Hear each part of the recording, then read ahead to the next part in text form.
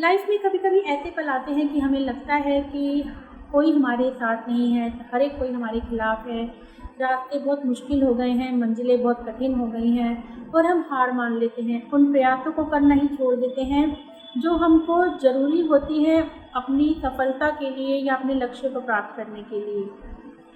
Life में चलते हुए हमको कभी ऊंचे रास्तों से गुजरना होता है और कभी नीचे रास्तों से भी गुजरना होता है, यानी कभी हम कोई ऊंचा मकाम प्राप्त कर लेते हैं और कभी हमें असफलता भी हाथ लगती है।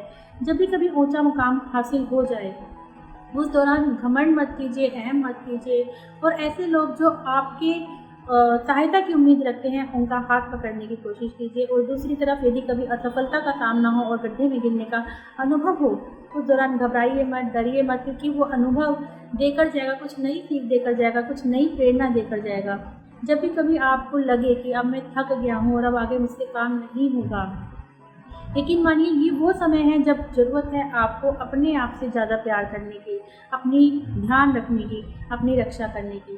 तो लाइफ में कोई भी मौका हो, कोई भी असफलता हो, कोई भी परेशानी हो, कोई भी तनाव हो, कभी भी हार नहीं माननी चाहिए। हिम्मत रखें और हिम्मत के साथ परिस्थितियों का सामना कीजिए।